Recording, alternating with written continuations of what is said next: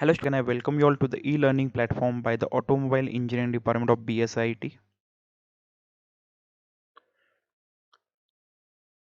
I had uploaded 3 videos of CRDS system of unit number 3. So in last 3 videos, we gone through the concept of CRDS system and working of CRDS system. So let's start. So this CRDS system unit is for 12 mark. So let's start with the CRDS system. I had already uploaded the video of working of CRDS system, concept, features of CRDS system. So let's see this once again in the text format. So CRDA means Common Rail Direct Injection System. हा जो layout दिसतोय हा CRDS सिस्टीमचा layout आहे. हा जो layout आहे हा CRDS सिस्टीमचा लेआउट आहे. तर CRDS सिस्टीम मध्ये काय काय कंपोनंट्स मेन आहेत? तर मेन आहे ECU. ECU म्हणजे इलेक्ट्रॉनिक कंट्रोल मॉड्यूल किंवा EDU पण म्हणतात, इलेक्ट्रॉनिक डिझेल कंट्रोल युनिट. ठीक आहे, EDU म्हणजे काय? Electronic diesel control unit. त्याला कुठले कुठले इनपुट सेन्सर्स आहेत? तर इंजिन स्पीड सेन्सर, इंजिन म्हणजे कॅम्पचा आहे, क्रँकचा आहे. क्रँकशाफ्टचा वेगळा आणि कॅम्पशाफ्टचा वेगळा आहे. ॲक्सिलेटर पॅडल सेन्सर आहे, बुश प्रेशर, एअर टेम्परेचर आणि कूलन टेम्परेचर एवढ्या सेन्सरची इन्फॉर्मेशन तुमच्या ECU ला जाते. त्यानंतर आहे फ्युअल टँक. फ्युअल टँकमध्ये फ्युअल फिल्टर आहे. फ्युअल फिल्टरचं फंक्शन काय आहे की जे डिझेल आहे ते फिल्टर करायचं. त्यानंतर फ्युअल फिल्टर सेकंडरी फिल्टर आहे, प्री फिल्टर, सेकंडरी फिल्टर. त्यानंतर पंप आहे. पंपचं फंक्शन काय आहे की यामधून जे फ्युअल आहे ते फ्युअल सक करायचं, टँकमधलं जे फ्युअल आहे ते सक करायचं आणि त्याचं कन्व्हर्जन हाय प्रेशरमध्ये कन्वर्ट करायचं आणि ते पुढं तुमच्या कॉमन रेलला पाठवायचं. ठीक आहे, पंपमधून फ्युअल जाऊन तुमच्या कॉमन रेलमध्ये जाते. कॉमन रेलचं मेन फंक्शन काय आहे की हे फोर्ज स्टीलचं बनवलेलं असतं. कॉमन रेल जे आहे ते फोर्ज स्टीलचं बनवलेलं असतं. त्याचा इनर डायमीटर जो आहे, आतला डायमीटर, तो जवळपास 10 mm असतो आणि ह्याची लेंथ जी आहे 250 mm पासून 600 mm पर्यंत ह्याची लेंथ येते. हे व्हरायटी ॲप्लिकेशन नुसार आहे. 250 ते 600 mm ची लेंथ येते आणि इनर डायमीटर जो आहे तो 10 mm आहे. फक्त 10 mm विचार करा का? तर जेवढं प्रेशर जेवढं साईज कमी तेवढं तुमचं प्रेशर जे आहे ते जास्त जास्त मेंटेन राहते. तर हाय प्रेशराइज फ्युएल जे आहे ते तुमच्या कॉमन रेलमध्ये येते. कॉमन रेलचं फंक्शन तेच आहे की जेव्हा रिक्वायरमेंट आहे तेव्हा त्या इंजेक्टरला फ्युएल सप्लाय करायचं, पण हाय प्रेशरमध्ये. तुमच्या हाय प्रेशर फ्युएल मेंटेन करायचं काम हे कॉमन रेल करते. त्यानंतर हे इंजेक्टर्स आहेत. इंजेक्टरला सुद्धा ECMचं कनेक्शन, इलेक्ट्रिकल कनेक्शन कुठून आलेलं आहे? ECM कडनं आलेलं आहे. हे जे इलेक्ट्रिकल कनेक्शन आहे ECM कडनं आलेलं आहे. तर जेव्हा रिक्वायरमेंट असेल त्या इंजेक्टरमधनं फ्युएल तुमचं स्प्रे होणार आहे. हाय प्रेशराइज फ्युएल जे आहे ते रिस्पेक्टिव्ह इंजेक्टरमधनं स्प्रे होणार आहे. आता कॉमन रेलला दोन साईडला दोन पार्ट दिसतात. एका साईडला आहे प्रेशर लिमिटर वॉल्व आणि एका साईडला आहे rail pressure sensor.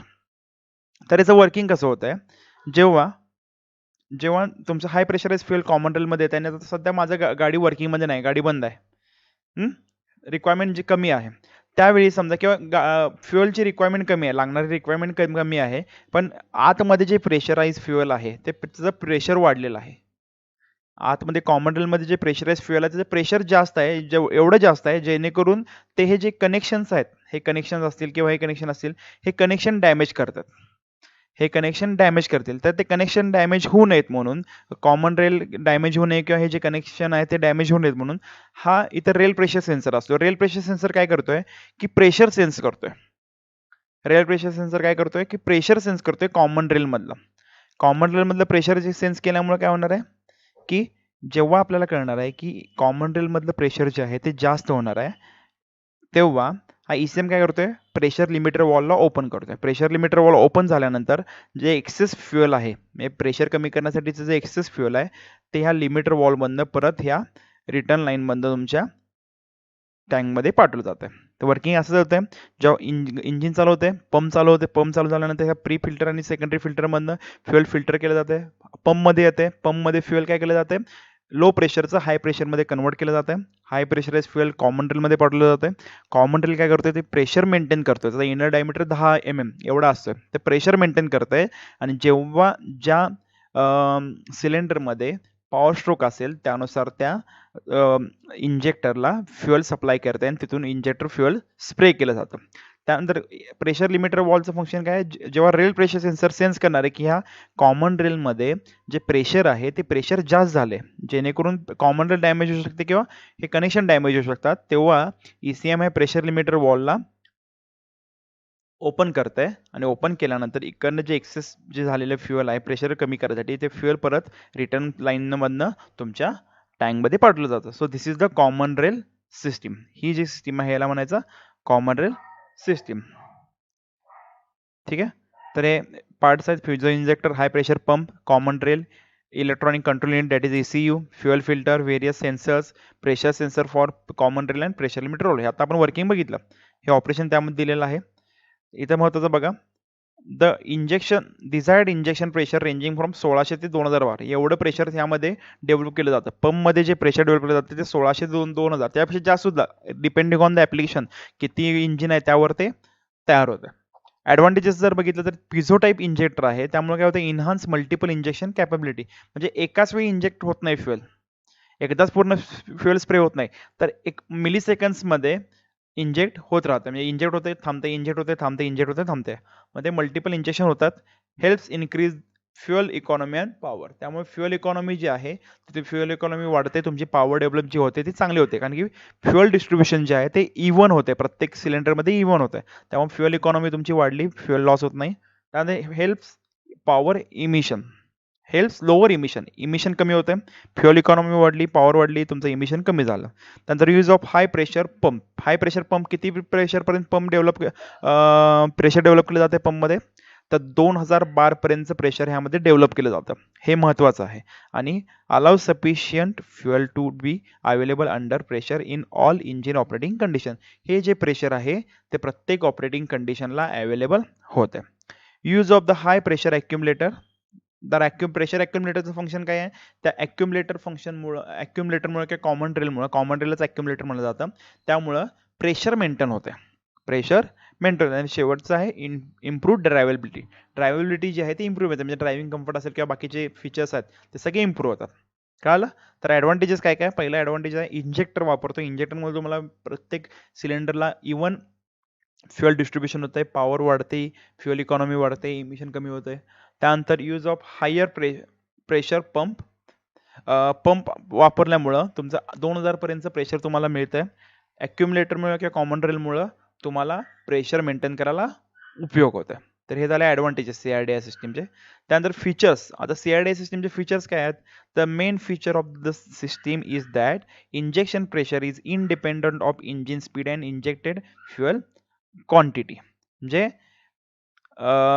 Injection pressure जे आहे, प्रेशरचं आणि बाकीच्या ह्याचं जे आहे ते कसं होतंय की किती रिक्वायरमेंट आहे, इंजिनचं स्पीड किती आहे किंवा तुमचं फ्युएलची क्वांटिटी किती आहे, या सगळ्यावर तुमचं इंजेक्शन प्रेशर जे आहे ते डिपेंड राहते. त्यानुसार फ्युएल आतमध्ये स्प्रे होलं जातं. हाय इंजेक्शन प्रेशर, हाय प्रेशर तुम्हाला अप टू 2000 बार तुम्हाला प्रेशर मिळतंय. लोअर एक्झॉस्ट इमिशन, त्यामुळे प्रॉपर डिस्ट्रीब्युशन झाल्यामुळे, फ्युएलचं डिस्ट्रीब्युशन झाल्यामुळे इमिशन तुम्हाला कमीत कमी मिळतंय. आणि high fuel economy and smoother engine operation. जे ॲडव्हान्टेजेस बघितले तेच तुमचे हे त्याचे फीचर्स आहेत. आता पुढचा पार्ट आहे major components of CRDI system, EDC, that is the electronic diesel control unit. तर EDC म्हणजे जसं आपण इनपुट आणि आउटपुट बघितलं होतं MPFI सिस्टीमसाठी. इनपुट आणि आउटपुट सिस्टीम म्हणजे एका साईडला इनपुट म्हणजे सेन्सर्स आहेत, मध्ये ECU आहे आणि एका साईडला ॲक्च्युएटर्स आहेत. तेच म्हणजे हे EDC, electronic diesel control unit, ही त्याची block diagram. Electronic diesel control unit एक्झाममध्ये जर विचारलं तर तुम्ही हेच काढायचे EDCची.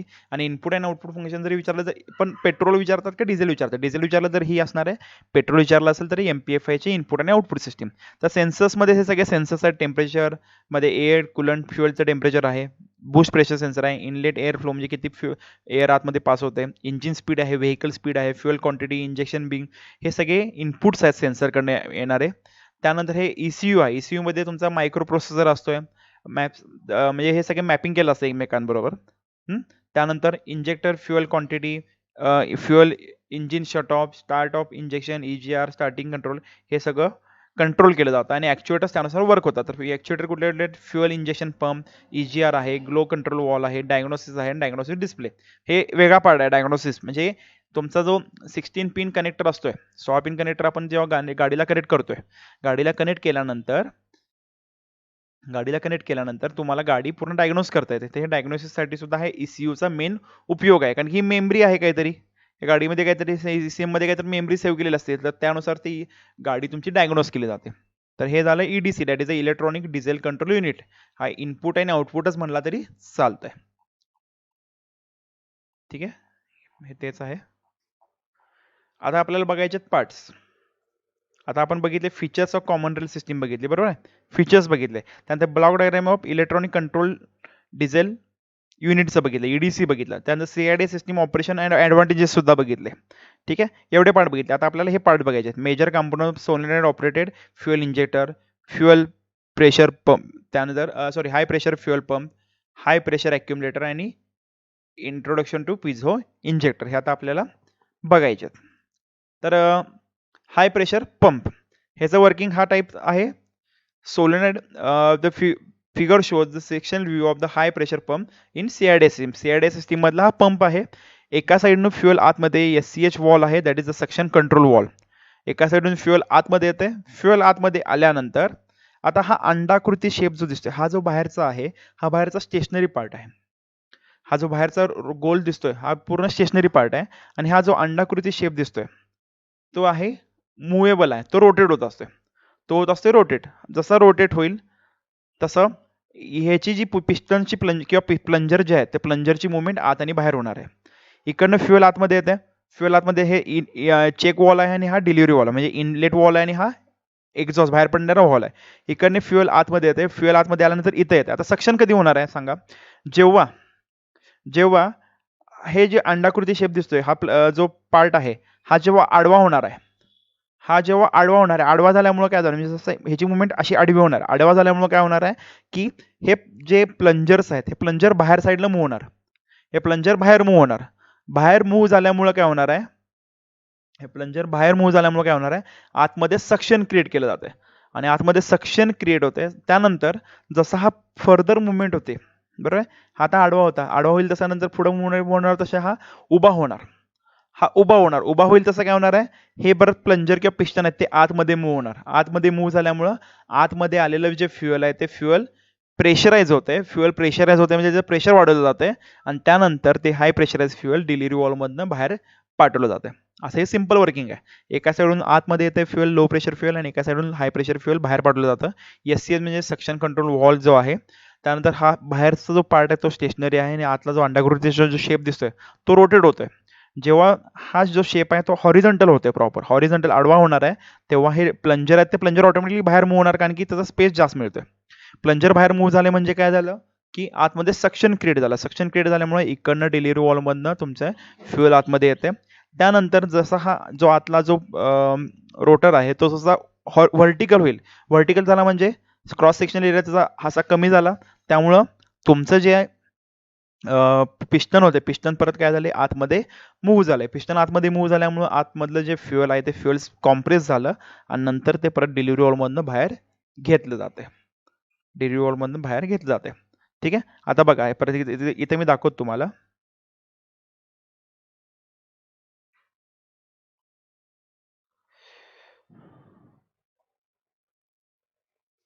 आता बघा, आता हा प्लंजर जेव्हा असा होणार,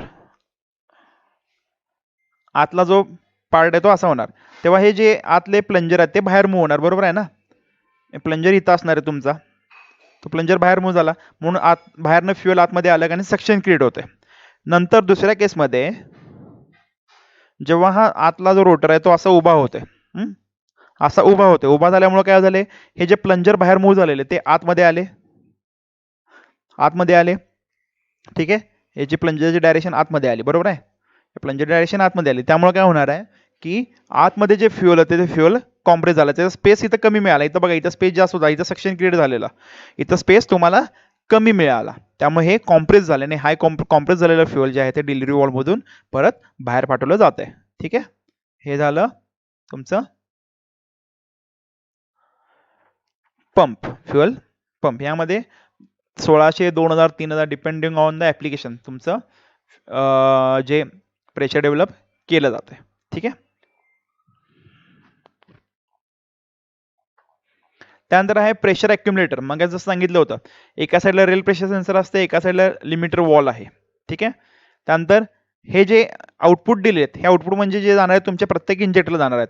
हा 1, इथं 2, 3, आणि 4 4 इंजेक्टर आहेत. आणि हा इनलेट जो दिसतोय, ह्या इनलेट म्हणजे काय आहे, तर जे टँक कडनं येणारं फ्युएल आहे,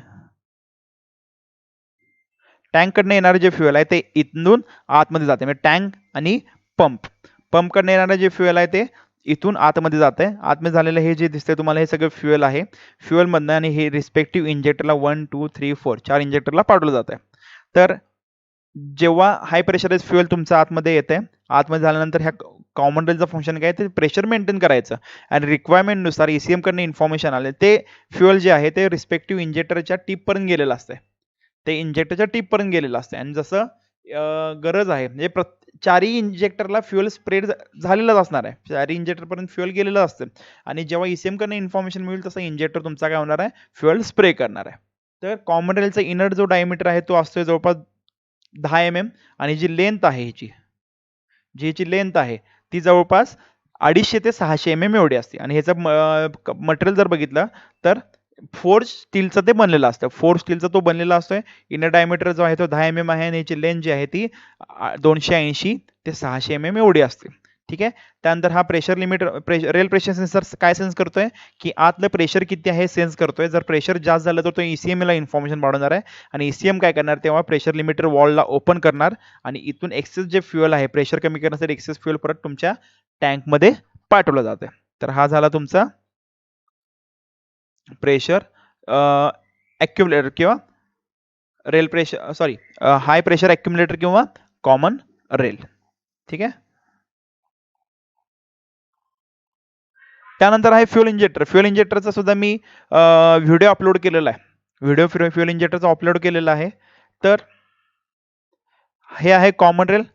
कॉमन रेलमधनं फ्युएल जे आहे ते फ्युएल तुमच्या इथं आतमध्ये आलेले इंजेक्टरमधनं आणि इंजेक्टरमधनं खालच्या टिपपर्यंत येऊन थांबलेलं आहे. आता फ्युएल फक्त निडल जसा ओपन होईल तसं काय होणार आहे, फ्युएल हाय प्रेशराइज फ्युएल खाली स्प्रे होणार आहे. तर वर्किंग कसं होत आहे, जेव्हा जेव्हा इंजिनला कळणार आहे किंवा ईसीएमला कळणार आहे किंवा ईडीसीला कळणार आहे, ईडीयू म्हणजे इलेक्ट्रॉनिक डिझेल कंट्रोल युनिटला कळणार आहे किंवा ह्या समजा हा 3 नंबरचा सिलेंडर मधला इंजेक्टर आहे. तर ह्या 3 नंबरच्या सिलेंडरमध्ये आता पॉवर स्ट्रोक होणार आहे. तर पॉवर स्ट्रोकच्या वेळी ईडीयू काय करतोय, जे सिग्नल आहेत ते सिग्नल ह्या इंजेक्टरला पाठवतोय. इंजेक्टरला म्हणजे कुठे पाठवतोय तर ह्या सोलिनॉइड ला पाठवलं जातं.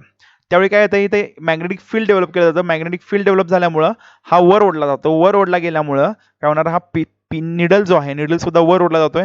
निडल जसं वर ओढला जाईल तसं तुमचं फ्युएल जे आहे इथलं फ्युएल जे स्प्रे केलं जातं.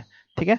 एक व्हिडिओ जो तुमच्यासाठी मी होता माझ्याकडं तो मी ॲक्च्युली मोडेलवर अपलोड केलेलाच आहे, तो तुम्ही बघून घ्या. त्याची लिंक अपलोड केलेली आहे. तर सिम्पल वर्किंग आहे. फ्युएल इथं आलेला आहे.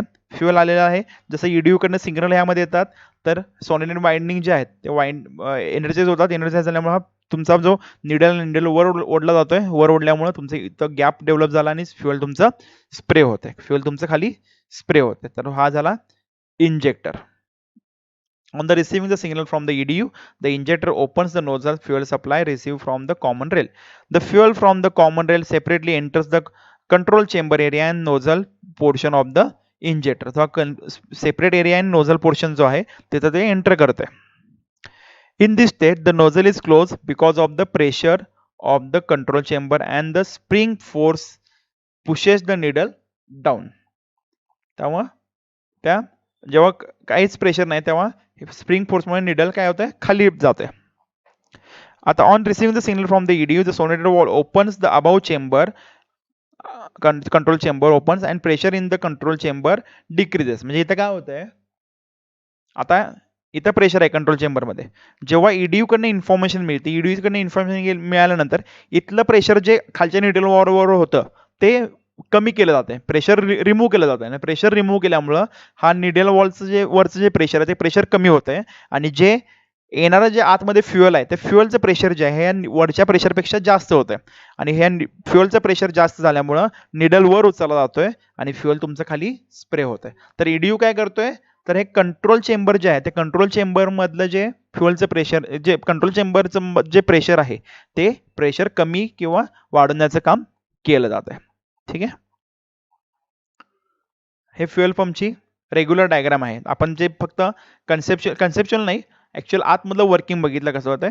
तर हे नॉर्मल फ्युएल पंप असा दिसतो तुम्हाला.